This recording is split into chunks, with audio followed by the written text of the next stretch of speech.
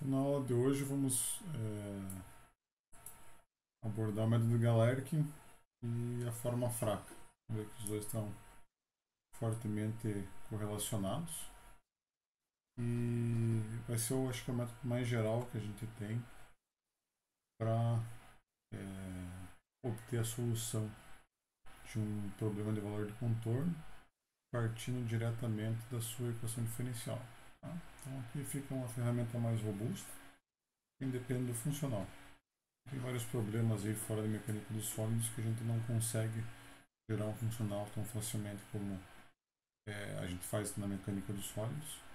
Esse tipo de método vai se transformar bem, vai ser bem útil nessas situações.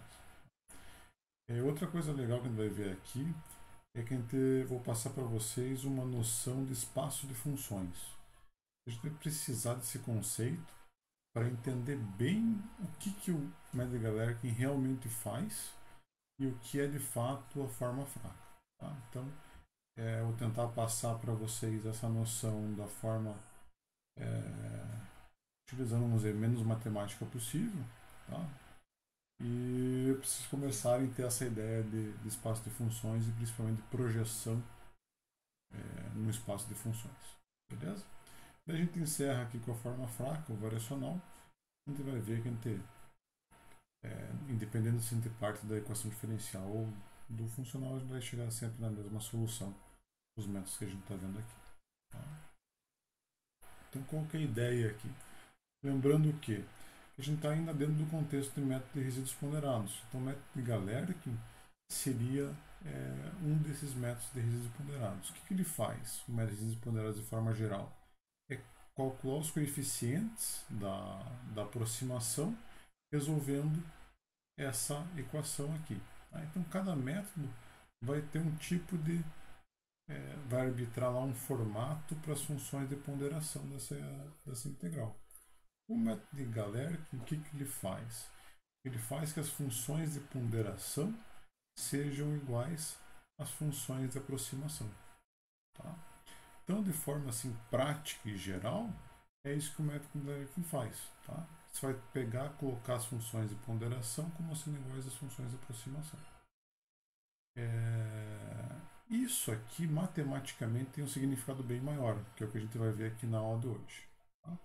Então, assim, em suma, o que ele faria? Ele fazia com que a equação diferencial fosse satisfeita em termos de média. Tá? Essa média vai ser ponderada pelas funções da aproximação.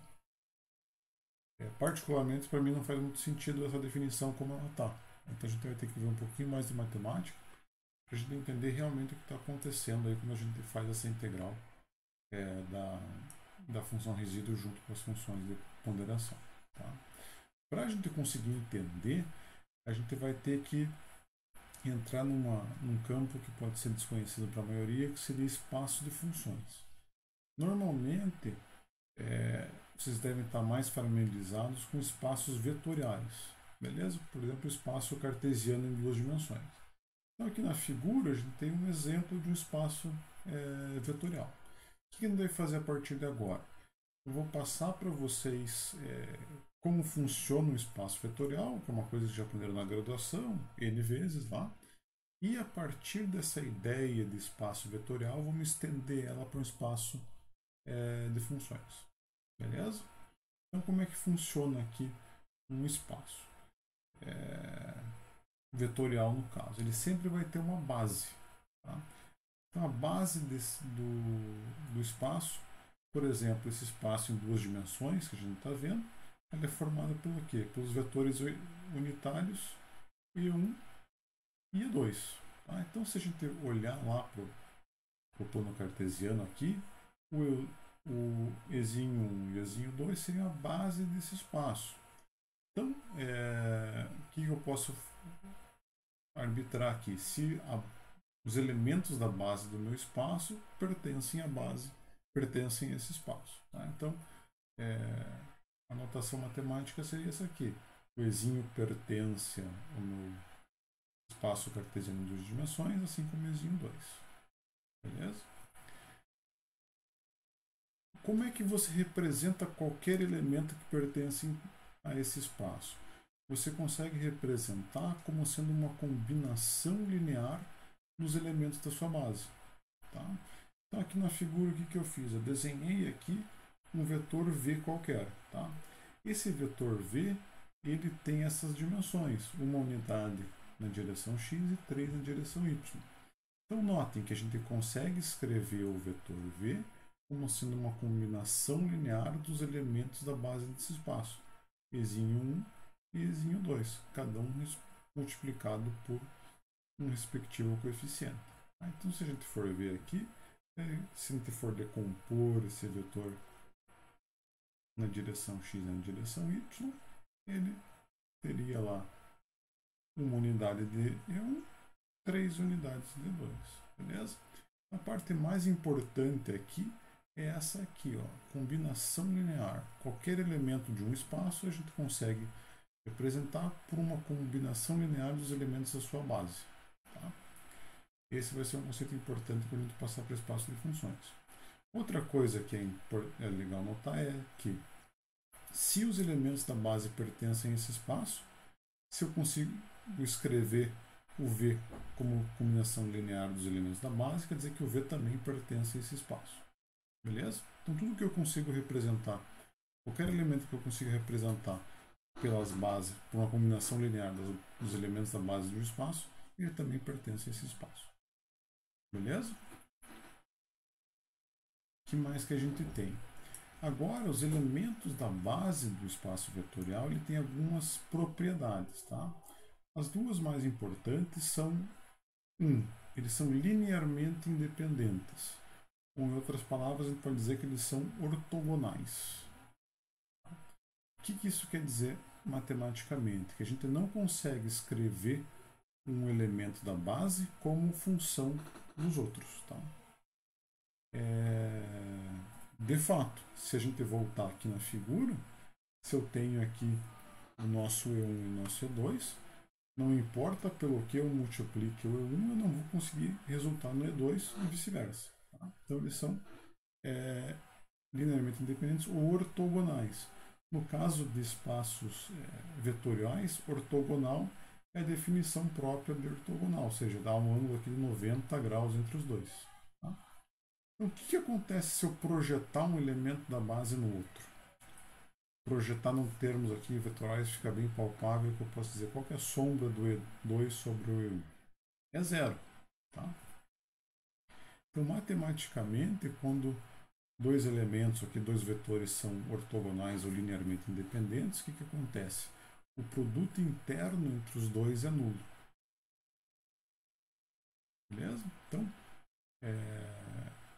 os elementos da base são linearmente independentes, ou seja, o produto interno entre os dois é igual a zero. Beleza? E a última coisa, que uma base, além de ser ortogonal, ela pode ser ortonormal. O que isso significa? É que, além de ortogonal, cada elemento da sua base tem mente norma unitária. Tá? Então, se eu fizer aqui, por exemplo, a norma do E1 ou a norma do E2, eu resulto aqui na unidade. Tá? Então, se vocês ouvirem falar que uma base é ortonormal, quer dizer que todos os elementos são ortogonais e cada um tem norma unitária. Beleza? Então, isso aí, assim é que funciona o espaço de vetores. Beleza? O último conceito que eu quero passar para vocês seria, vamos dizer, aproximar alguma coisa no espaço de vetores. Então, se eu estou aqui em R2, o que acontece? Eu tenho uma base, como essa mostrada aqui na figura, eu consigo representar perfeitamente o meu vetor V. Tá? Agora, imagine a situação que eu estou agora no espaço de uma dimensão. Tá? V1, ele só tem uma base, que é o Ezinho 1. Qual seria a melhor aproximação possível para o V se eu tivesse só uma dimensão? Tá? A ideia que eu quero passar para vocês agora com o vetor e depois em teoria com funções seria a melhor aproximação que eu tenho para esse elemento V, que na verdade tem duas dimensões, no espaço com uma dimensão, seria a projeção dele nesse espaço. Beleza? Então essa é uma ideiazinha de como representar um vetor bidimensional num espaço unidimensional. Tá? E eu vou ter um erro, logicamente, nessa aproximação, nessa representação, mas acaba sendo a melhor possível. Tá? Se eu colocar, por exemplo, um vetor maior para representar ele aqui no espaço unidimensional, eu vou perder informação. Então, lembre dessa ideia de projetar o vetor de duas dimensões no espaço unidimensional, seria a melhor aproximação possível para ele. Dito isso, a gente passa para o espaço de funções. Tá? Espaço de funções vai funcionar com a mesma base, com a mesma ideia. Os nomes vão ser iguais, vai ser base, vai ser representação via combinação linear, ortogonal ou ortonormal. Só que agora, logicamente, como a gente está lidando com o espaço de funções, a base de um espaço de funções vão ser funções. Tá? Ou seja, para eu formar a base de um espaço de funções, eu preciso achar funções que sejam ortogonais entre si. Tá? Como a gente viu no caso dos vetores, a noção de ortogonalidade era dada pelo produto interno. Então aqui para o caso de funções vai ser a mesma coisa. Só que vai mudar a equação logicamente, porque a gente está lidando com funções normais com vetores. Então, por exemplo, se a gente tem duas funções qualquer, g e h, como é que a gente calcula o produto interno dessas funções? O produto interno de funções é o mesmo símbolo que a gente tinha aqui para os vetores, só que agora a definição do produto interno é a integral da multiplicação entre as duas funções no domínio inteiro de análise. Beleza? Então isso aqui seria a representação do produto interno entre duas funções. Então como é que a gente vai representar um elemento num espaço, num espaço de funções? A gente vai fazer que ele seja igual a uma combinação linear dos elementos da sua base. Tá? Então, o que está acontecendo? No contexto da LERC, qualquer método de aproximação que a gente viu, quando a gente escolhe aquelas funções φ de aproximação, a gente está construindo um espaço de funções S-barra. Tá? Nesse espaço, a gente vai aproximar a solução exata da equação U, que pertence ao espaço S. Então, esse espaço S-barra é composto por todas as funções que possam ser representadas como uma combinação linear dos elementos da sua base. Então, no nosso caso, qualquer função que pertence ao espaço S-barra, o que a gente fazia? A gente representava ela como uma combinação linear, que era aquela nossa equaçãozinha lá de φ vezes C. Beleza? Somatório de φ vezes C, então isso aqui é uma combinação linear. Em termos matemáticos, qualquer combinação linear dos elementos da base, a gente diz assim que o espaço S-barra é gerado pelo span dos elementos da sua base. Então, essa é a expressão matemática para dizer isso. Tá? Então, o que o método de Galerkin faz? Se a gente voltar para aquela equação dele, ele impõe que o produto interno entre a função resíduo e todos os elementos da base sejam nulos. Em outras palavras, ele faz com que o resíduo, a função resíduo, seja ortogonal ao espaço de aproximação. Tá? Então, se eu quero fazer a função resíduo ser ortogonal ao espaço de aproximação, eu faço o quê? O produto interno entre a função resíduo e cada elemento da base do meu espaço de aproximação ser nulo. Beleza? Então, o que a gente está fazendo aqui, em outras palavras, é ortogonalizando o erro. Seria aquela noção de projetar o erro no espaço de aproximação. É isso que o método de Galerkin, no final das contas, está fazendo. Beleza?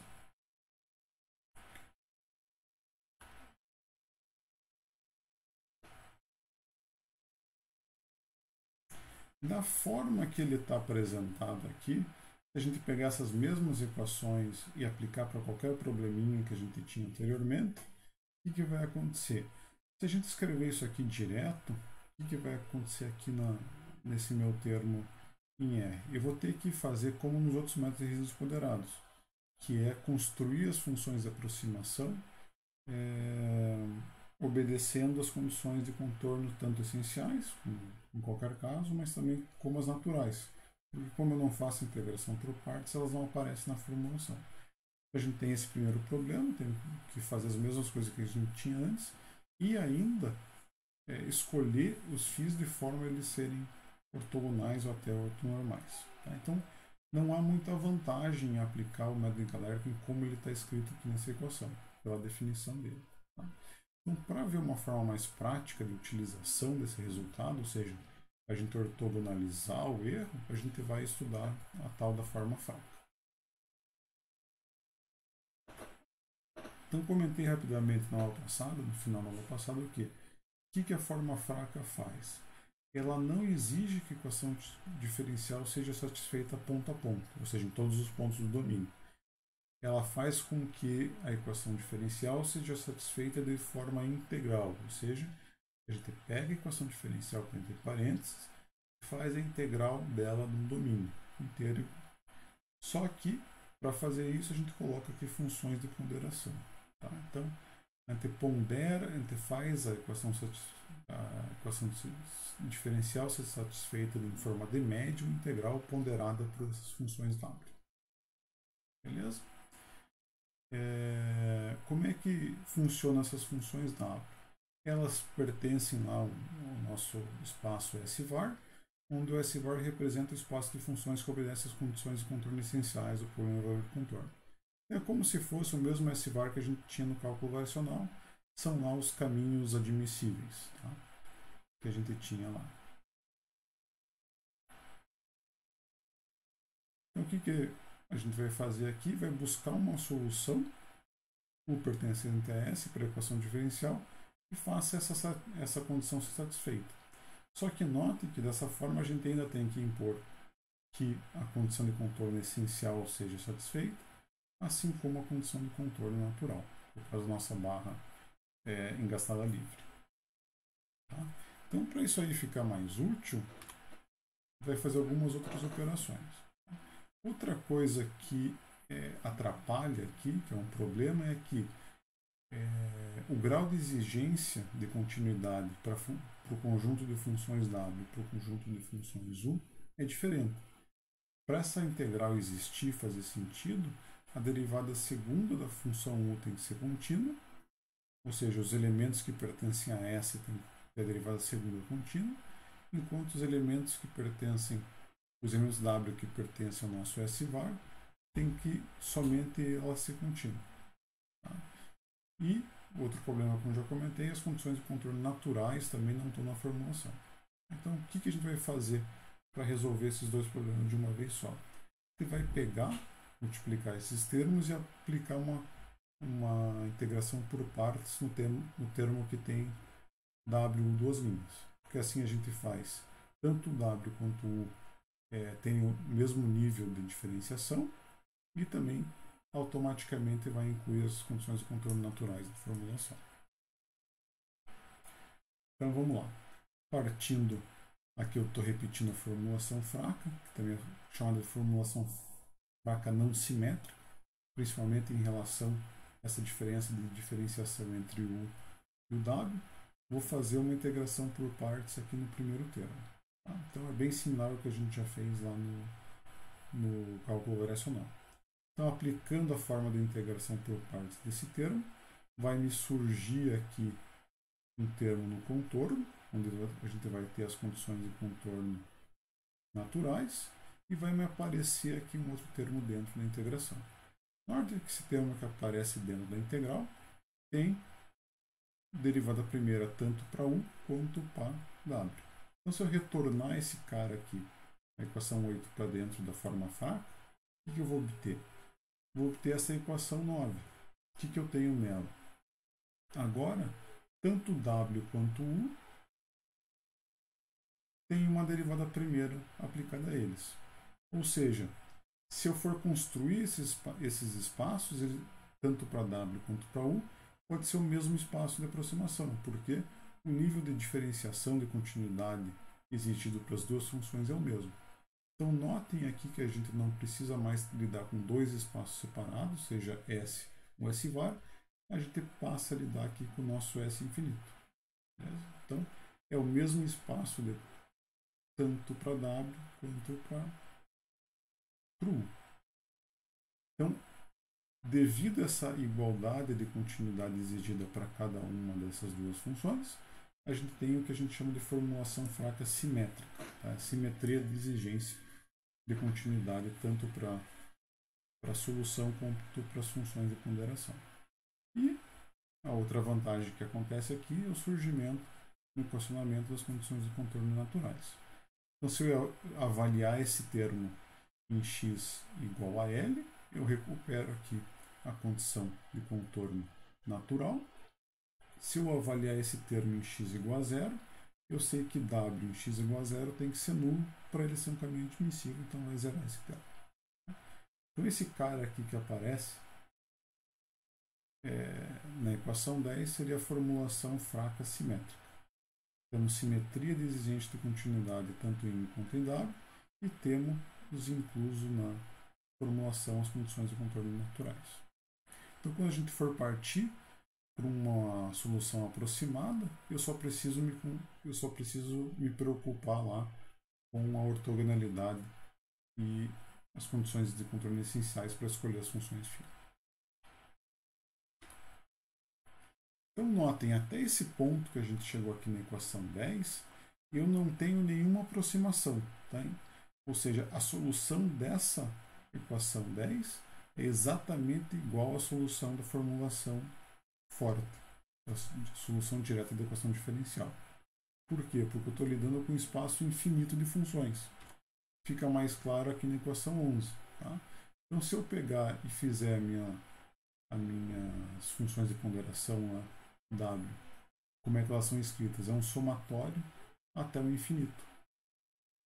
Beleza? Então, eu não tenho nenhuma aproximação. Quando que vai gerar aproximação? Quando eu truncar esse somatório em algum grau definido, que é o que a gente vinha fazendo com os outros métodos. Então, na prática, como eu não tenho como colocar no computador esse somatório infinito, eu vou ter que truncar ele em algum ponto, aí sim eu entro com uma aproximação. Beleza? Então, a aproximação vai ser gerada quando a gente trunca tanto o somatório da representação da combinação linear de W quanto de U, que agora vamos chamar o barra e o W. Os dois vão pertencer ao nosso espaço S barra aqui. Beleza? Então notem agora que os somatórios foram truncados lá em N termos e agora sim eu tenho uma solução aproximada. Beleza? Então qual que é o caminho a partir daqui? É a gente pegar esses dois termos e voltar lá para a equação 10, onde tem a formulação fraca simétrica. Então aqui eu estou repetindo a formulação fraca simétrica e a gente vai colocar tanto o termo U barra quanto o W barra dentro dessa formulação. Tá? Então aqui o que está acontecendo? Esse primeiro termozão, o que é? Esse cara aqui era o nosso W barra e esse outro que apareceu aqui é o nosso U barra. Beleza? Opa, W barra linha, U barra linha. Não consigo fazer uma linha, vou colocar ela longe. Tá. Esse cara que está aparecendo aqui seria o nosso W barra, que ele estava aqui, e lá fora seria o W barra avaliado em x igual a L. Tá? Então, esse aqui seria o nosso W barra avaliado em x igual a L. Beleza? Então notem aqui, todos os termos dessa expressão estão sendo multiplicados por AI. Então, você consegue fazer o quê? Consegue deixar esses termos aí em evidência e tirar eles da integral. Uma vez que eles não dependem de x, eles conseguem ser retirados da integral. Então notem que a gente chega numa expressão zona que é um somatório em AI e tudo que está entre conchetes igual a zero. A única forma disso aqui sempre ser verdade é que tudo que está entre conchetes seja nulo. Por quê? Porque esses coeficientes A aqui representam qualquer coeficiente de qualquer função pertencente ao espaço S barra. Então eles nunca, não tenho garantia que eles sempre vão ser nulos, ou em qualquer caso eles vão ser nulos. Ou seja, para a gente satisfazer essa equação, tudo que está aqui dentro tem que ser igual a zero. Então, fazendo tudo que está lá dentro igual a zero, a gente vai chegar num sistema de equações linear para ser resolvido. Tá? Então, notem aqui que a gente vai fazer os termos que contêm os coeficientes CJ, que são as únicas incógnitas resultantes do problema, vão deixar do lado esquerdo dessa nova igualdade. E os outros termos vão deixar do lado direito. Então, se eu pegar esse primeiro termo de dentro da integral aqui, ele vai resultar nesses caras aqui. O C eu posso tirar da integral, uma vez que ele não depende de x. Isso tudo aqui vai ser igual aos termos de carregamento, ou seja, os termos que não contêm os CJs. Beleza? Então, da mesma forma que a gente tinha para os outros métodos, aqui a gente recai um sistema de equações para resolver do tipo K vezes C igual a F. Então, cada termo K e J da matriz K é dada por essa integral e os termos F do vetor F são dadas por essa expressão aqui.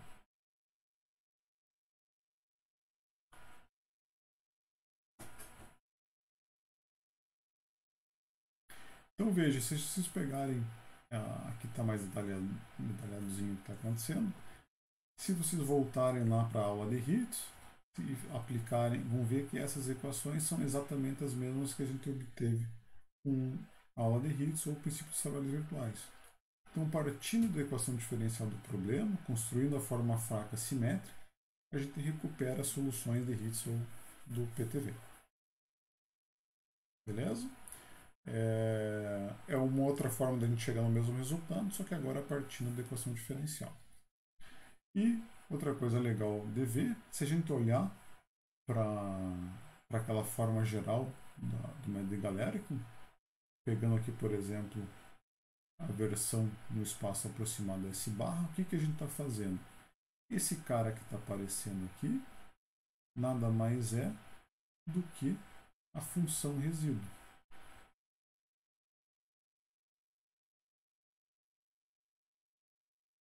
Então, o que a formulação fraca faz? Ela também opera como o método de Galerkin. Ou seja, ela está fazendo o quê? A função resíduo se ortogonal ao espaço S barra, ou seja, se ortogonal a qualquer elemento W barra desse espaço. Beleza? Então a ideia do método de Galerkin, da formulação fraca, é a mesma, é ortogonalizar o erro dentro do espaço da aproximação. Tá? Logicamente, no caso da formulação fraca simétrica aproximada, a versão antes de fazer a aproximação não seria a mesma coisa. Beleza? Essa é a ideia aí do método de Galerkin da formulação fraca.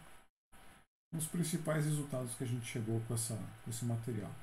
A gente consegue gerar soluções aproximadas partindo da equação diferencial, que agora a gente tem um método mais geral para qualquer classe de problemas em diferentes campos de aplicação. O método de Galerkin vai calcular os coeficientes da aproximação fazendo a função resíduo ser ortogonal às funções de aproximação, ou seja, ser ortogonal ao espaço de aproximação. A formulação fraca em dimensão infinita não é aproximada, ou seja, a solução daquela integral, se conseguisse resolver exatamente no espaço infinito, ela seria igual à solução analítica da equação diferencial. Só que como a gente não tem como fazer isso computacionalmente, não tem muita serventia naquele formato. A gente introduz a solução em dimensão finita e tem um método aproximado. Ou seja, daria o último resultado aqui, que a formulação fraca em dimensão finita coincide com o método de Galerkin. Beleza? Então, para treinar um pouco o processo, seria o caminho aqui, a sugestão é obter o formato da matriz K e do vetor F para a viga engastada livre, utilizando o método Galerga. Então, o que vocês vão fazer aqui é partir da equação diferencial da viga, multiplicar ela lá pelas funções W integrando o domínio inteiro, aplicar duas integrações por partes no termo que contém o WV